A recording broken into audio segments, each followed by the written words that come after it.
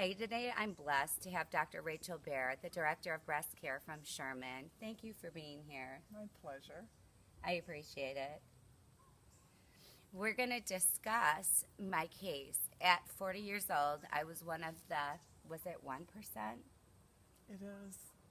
It's a very, very small number, unfortunately, but we're seeing more and more younger women with breast cancer. But about 1% when you were diagnosed. Why do you think you're seeing more people with breast cancer that are in their 40s? Because you hear about movie stars occasionally. Yeah, it's so hard to know. I don't think that we have the answer, but I do believe that our environment, in terms of what we eat, the products that are around us, I just think we're living in kind of in a processed world. And I don't think that our parents had that kind of environment. They ate fresh, they ate natural. There weren't all of these plastics and other chemicals that are kind of a normal part of our life.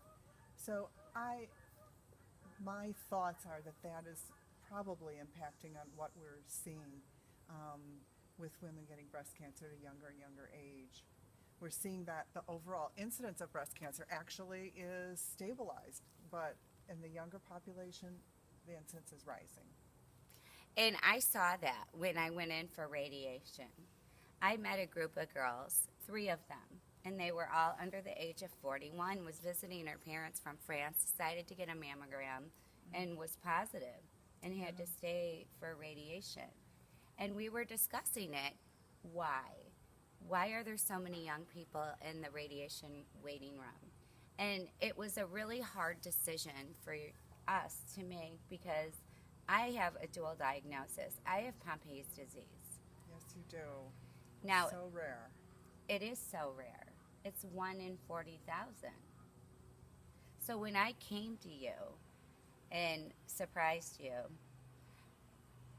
what did you think? Because nobody ever sees Pompeii's disease. You know, I don't know if I ever told you, but I actually knew about your Pompeii's disease because you had had surgery. Of course, I was friends with your husband. Right. So I think there was an article or a reference that I read. Otherwise, There is. There's a lot of media there's on, a lot on on me. you. Yes. Yes. So other than that, I mean, that would be something maybe we'd covered one afternoon in medical school, and I wouldn't have known, and I wouldn't have even remembered, you know. So that's how rare indeed that was. So It's I thought so rare. I really need to know what are the conditions that you live with, and what can Pain I? and fatigue Yeah. are the main ones. But I'm very tired, and the pain is horrible because of the muscle spasms that you get. I also wondered though what your tissues could actually take. Would you heal normally? What could be the No, scope I of didn't. surgery? The surgery was beautiful. I'm perfect. Like you She did. is. She did the most amazing job. She Thank is you. amazing. I love her. Moment of hug. Director of Sherman. I'm so lucky to have her here. And she was amazing. She did a perfect job. Thank you. Which is it's so important when you're 40 and your breasts are getting operated on. Yeah. You don't want to be lopsided or No. anything. They're perfect. I'm so pleased. So, in the end, that concern, how would you heal? You healed amazing. Because you knew Well- Sean and you were friends with Sean and you didn't want me to heal differently, right, than a normal. Well, you know, the one thing I think that's really good that's going on in the world of breast cancers is that we think about the clearing of the cancer, but also the appearance of the patient. So we call that now oncoplastic surgery.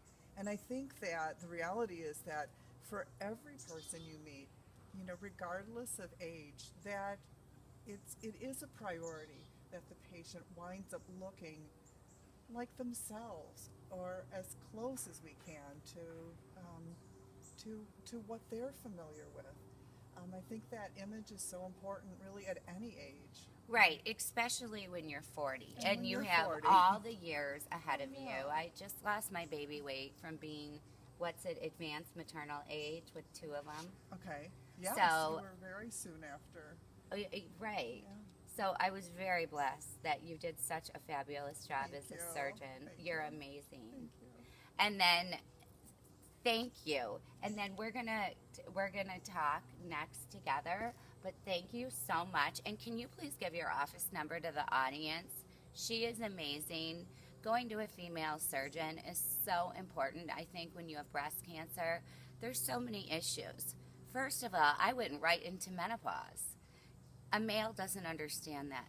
Sweats, hormones, right? It's a difficult time of life. And then when we make that happen so quickly, with the very important anti-hormonal medication that you have to take to keep breast cancer away, And I'm on tamoxifen. it's menopause in a hurry. It's Yeah. menopause in a hurry. So you go from this normal person to this crazy person that's sweating and hormonal. She was never crazy. Oh, thank you. Thank you. I had the best doctor ever. I'm sorry. So, and then what is your office number and address? For Well, I'm the director of the Center for Breast Care at Advocate Sherman Hospital. Best And doctor. we are actually a team, about 25 physicians, nurses, and all sorts of specialists who are there to make sure that the experience of the patient is the best it can be. And my personal office number is 847 695 6600. Oh, thank you. And Thank you, she is Melissa. the best doctor ever, and I would highly recommend her. Going through breast cancer is awful. It's worse than Pompeii's disease. And with the female issues, I think it's important to have a female doctor that knows what she's doing, and she's a general surgeon. She made me perfect. You can't tell. So thank you. You're Hugs. welcome. Everybody's a survivor of something. Thank you, Dr. Bear. Thank you, Melissa.